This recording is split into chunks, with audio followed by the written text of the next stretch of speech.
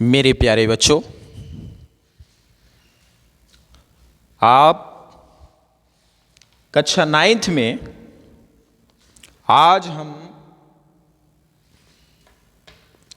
आप लोगों के लिए प्रश्नावली 2 लेकर के आए हैं।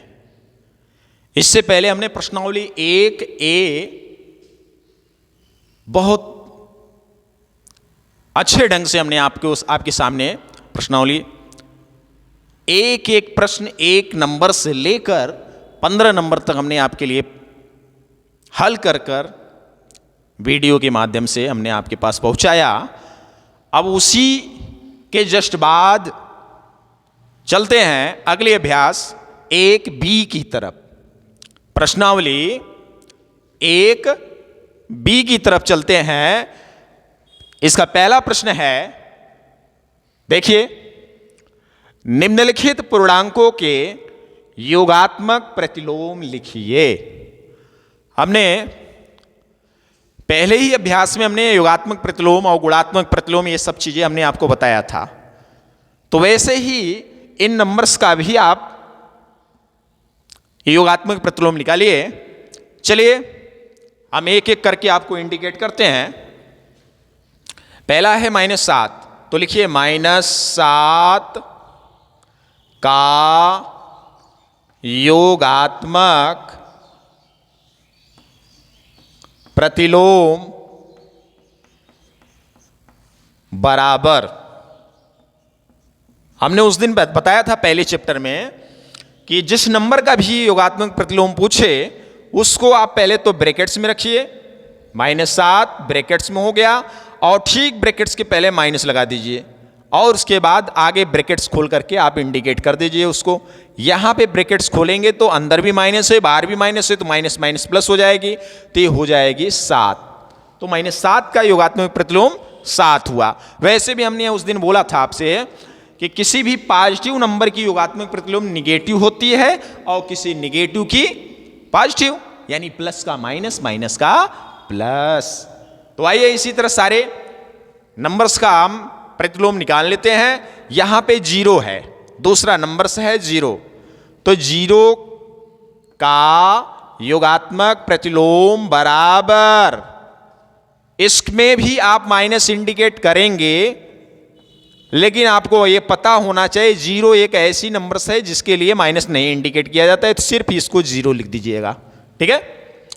अगला नंबर से है 1 +1, तो +1 भी, इसका भी योगात्मक प्रतिलोम इंडिकेट करिए। लिखिए 1 का योगात्मक प्रतिलोम बराबर, ब्रैकेट्स में 1 रखिए, इसके बाहर माइनस इंडिकेट करिए, ब्रैकेट्स खोलेंगे तो अंदर प्लस है, बाहर माइनस, माइनस प्लस माइनस कर देंगे तो ये -1 हो जाएगी।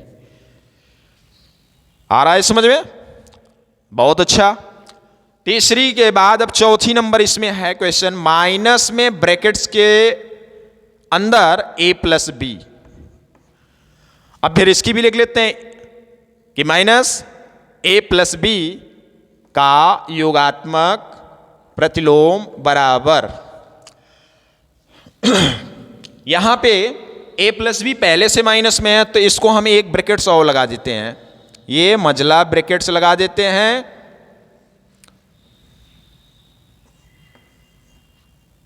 और तब इसके बाद माइनस लगाते हैं और ब्रैकेट्स के बाहर जो है वो माइनस तो प्रश्नानुसार लगेगा, क्वेश्चन के अनुसार, जो नियमानुसार।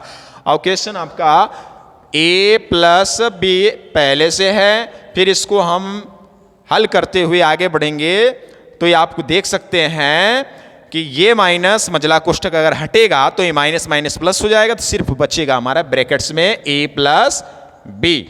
इस तरीके से आपका पहला जो क्वेश्चन है जो आपके सामने पूछा था, क्या योगात्मक प्रतिलोम, तो इस तरीके से ये चारों नंबर्स का योगात्मक प्रतिलोम आपका निकल चुका है। चलते हैं अब दूसरी प्रश्न की ओर। चलिए प्रश्न नंबर 2 की तरफ चलते हैं। प्रश्न नंबर 2 क्या है? वितरण नियम से 15 × 32 का मान ज्ञात कीजिए। 15 × 32 का मान ज्ञात करना है, वो भी वितरण नियम से। वितरण नियम में क्या होता है कि ये जो नंबर्स दिए रहते हैं ये डायरेक्ट मल्टी ना करके डायरेक्ट गुणा मत करिए, इसको पहले बांट दीजिए किसी एक को। जैसे संकेत में आपको नीचे बताया है प्रश्न में कि 15 को ऐसे रहने दीजिए और 30 को बांट दीजिए 30 + 2, उसके बाद इसके अनुसार यहां वितरण नियम का प्रयोग हो गया। तो अब चिन्ह के अनुसार मल्टी कर दीजिए, इसका इसमें, इसका इसके, यानी कि 15 का 30 में और 15 का 2 में आगे ऐड करते हुए इसको बढ़ जाइए। तो आइए हम इसको करते हैं। संकेतानुसार हमने लिख दिया है कि 15 × 32 यानी 15 × 32 बराबर, आप संकेतानुसार अब इसको बांट लेते हैं, 15 × 30 + 2। तो आपको पता है कि जब भी कोई इंटू की नंबर्स साथ में दी गई और अंदर a + b अर्थात दो नंबर्स इस तरह बटे हों, तो हम क्या करते हैं, इस बाहर वाले इंटू के नंबर्स का गुणा एक बार पहले में कर लेते हैं और इसी का एक बार दूसरे में कर लेते हैं। तो आइए करते हैं, 15 का 30 में करेंगे तो 15 × 3 = 45, ये 0 इसकी लग गई यानी 405। आगे प्लस है, प्लस लगा दीजिए और 15 दूना के 30। तो इस तरीके से आपका जो नंबर्स प्राप्त होता है 450 में प्लस कर देना है 30, तो कितना हो गया 480। इस तरीके से ये आपका वितरण नियम से हल करने पर 480 प्राप्त होता है। इसको डायरेक्ट नहीं हल करेंगे, डायरेक्ट हल करेंगे फिर भी यही आंसर आएगा, लेकिन इसको बांट कर हल करना है, नंबर्स को बांट कर। तो इस तरीके से आपका दूसरा प्रश्न भी पूरा हुआ। चलते हैं अगले प्रश्न की ओर। चलिए देखते हैं प्रश्न नंबर 3। धन पूर्णांकों में एक उदाहरण सहित दर्शाइए कि योग की संक्रिया पर योग का वितरण नियम असत्य है। तो एक उदाहरण देते हुए हम आपको समझाते हैं कि योग की क्रिया पर वितरण नियम होता है कि नहीं। वैसे तो होता ही नहीं है, लेकिन उसको आप दिखाइए, दिखा करके उसको असत्य करिए। योग की क्रिया पे वितरण नियम नहीं होता है, गुणा की क्रिया पे होता है। यूं कैसे, आइए देखते हैं।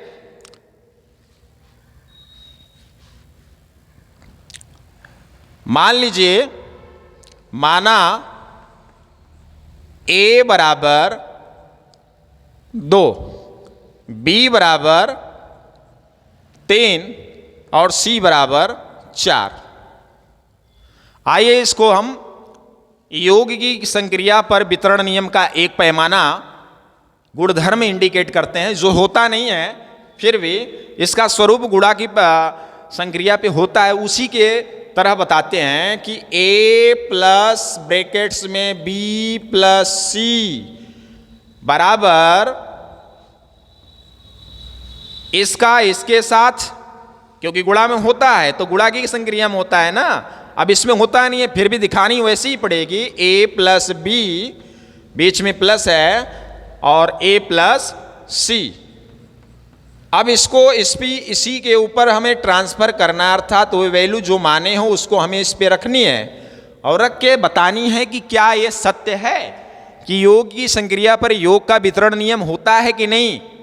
असत्य है ना, तो उसको आइए हम मानकर दिखाते हैं कि a की वैल्यू यहां 2 है, प्लस b की वैल्यू 3 प्लस c की वैल्यू 4 बराबर पुनः a की वैल्यू 2 प्लस b की वैल्यू 3 प्लस फिर से a की वैल्यू 2 प्लस c की वैल्यू 4।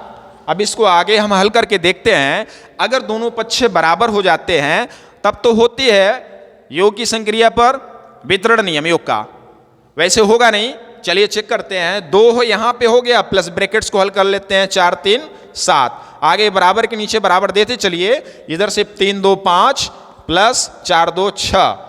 अब यहां पे 2 प्लस 7 हो गए, 7 2 9 बराबर, इधर 6 5 11, जो कि बराबर नहीं है। इस तरह कह सकते हैं कि RHS नॉट इक्वल LHS। अतः योग की संक्रिया पर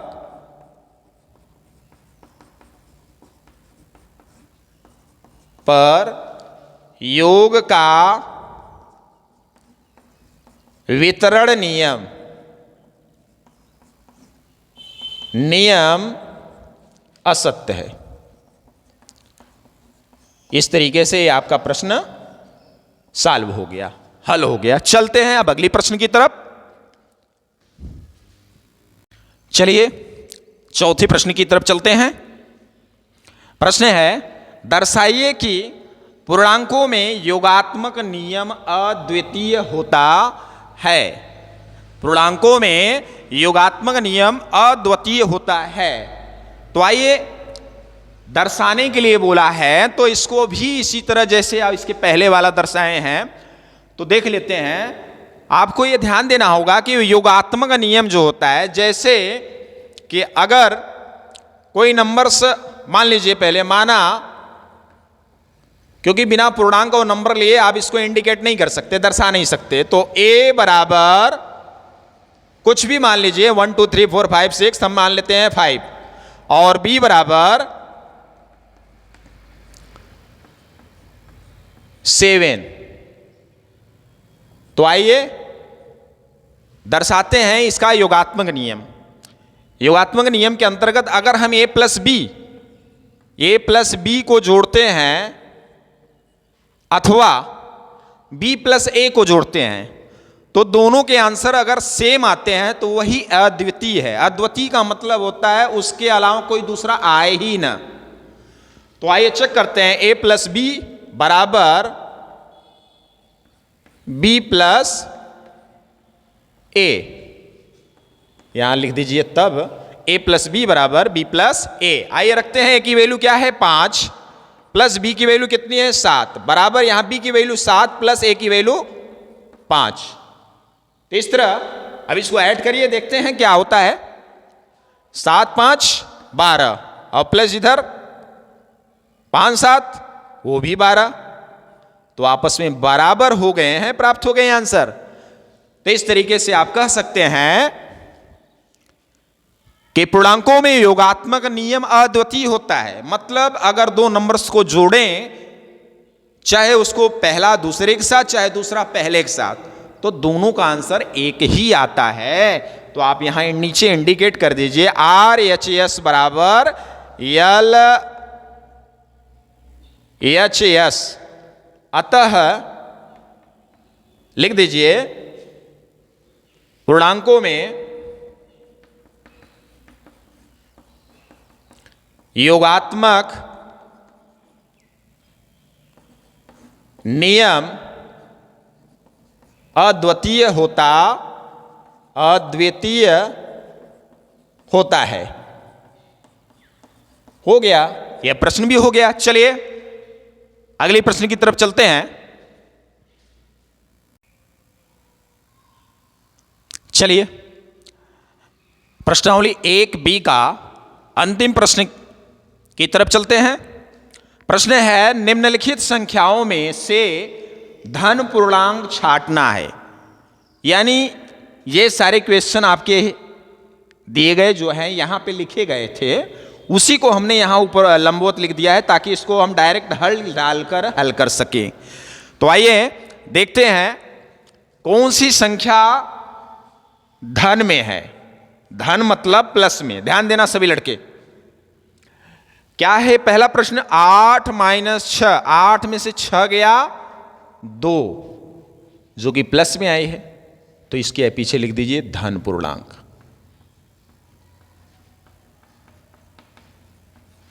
दूसरा है 2 में से 5 माइनस करना है। क्या 2 में से 5 घट जाएगा? 2 छोटी है ना, तो पीछे बड़ी में से छोटी घटाएंगे, तो साफ बात प्रकट होता है कि अगर छोटी में से बड़ी नहीं घटती है, नहीं तो बड़ी में से छोटी घटाना पड़ता है उल्टा। तो 5 में से 2 गया 3, लेकिन उल्टा घटने के कारण और छोटी से बड़ी यहां इंडिकेट जो की गई है उसके कारण यहां -3 हुआ। तो इसको लिखेंगे ऋण पूर्णांक। ऋण पूर्णांक। वैसे प्रश्न में आपको सिर्फ धन पूर्णांक छांटना है, लेकिन अब सारे क्वेश्चन को हल करते चलिए और बता दीजिएगा लास्ट में कि ये नंबर से धन पूर्णांक है। यहां पर देखिए 1 में डिवाइड करना है 3 से, तो 1 में डिवाइड जब करेंगे 3 से तो 1 डिवाइड में यानी 1/3 लिख करके आप ऐसे ऐड कर छोड़ देते हैं, और भाग करेंगे भी तो ये दशमलव में जाएगी। तो एक तरीके से यहां भी छोड़ के दिखा सकते हैं कि ये जो भी पॉजिटिव में दोनों था, इसलिए यानी धन में दोनों है तो धन में ही आएंगे। तो यहां धन पूर्णांक लिख दीजिए, या इसको एक स्टेप और चला दीजिएगा, इसको डिवाइड कर दीजिएगा, इसमें भाग करके यहां दशमलव लिख दीजिएगा, फिर भी लिखेंगे धन पूर्णांक। ठीक है, आइए अगले का प्रश्न देखते हैं। -3 में इंटू करनी है -4 से, यानी 3 और 4 का आपस में मल्टी करना है, दोनों माइनस में, माइनस माइनस माइनस का माइनस मल्टी होता है तो आपस में प्लस हो जाता है, और 3 चौके 12। तो इस तरीके से यह भी एक धन पूर्णांक ही है। ठीक है, अगला क्वेश्चन है 8 का भाग करना, 8 में भाग करना है 2 से, तो इसको भी आप अपान में पहले लिख दीजिए, जैसे आप ये नंबर लिखे थे। तो 8/2 करेंगे तो भाग करेंगे 2 चौके 8, जो कि पॉजिटिव दोनों नंबर्स थे, इसलिए यहां पे डिवाइड करने पर भी दोनों पॉजिटिव आए, आंसर भी पॉजिटिव इसका प्राप्त होता है। इसको भी लिख दीजिए धन पूर्णांक।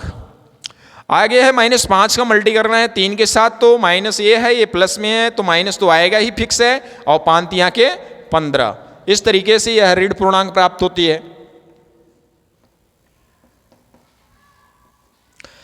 लास्ट नंबर इसका है 3 का इंटू करना है 5 में, यानी 3 का गुणा 5 में कर लेना है, 3 पंचे 15 प्राप्त होती है। 2 की जो यहां देख रहे हैं दोनों प्लस में थे, इसलिए इसके आंसर भी प्लस में आई है, तो इसको भी लिख लेंगे धन पूर्णांक। अब इस तरीके से आप बता सकते हैं कि पहला धन में है, तीसरा है धन में, चौथा भी, पांचवा भी, छठवां ऋण है, और इधर लास्ट में 7वां।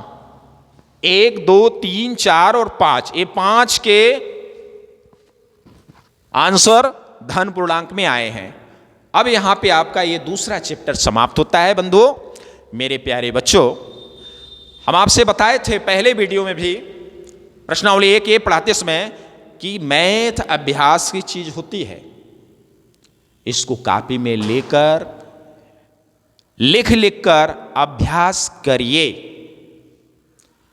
जिससे आपके माइंड में ये बारंबार अभ्यास से इनके क्वेश्चन करने के तरीके का अभ्यास हो जाएगा, और अभ्यस्त होने के कारण ये चीजें आपके दिमाग में फिट होती जाएंगी। गणित याद करने की चीज नहीं है, ध्यान दीजिएगा। चलिए यहां पे प्रश्नावली 1 भी समाप्त करते हैं।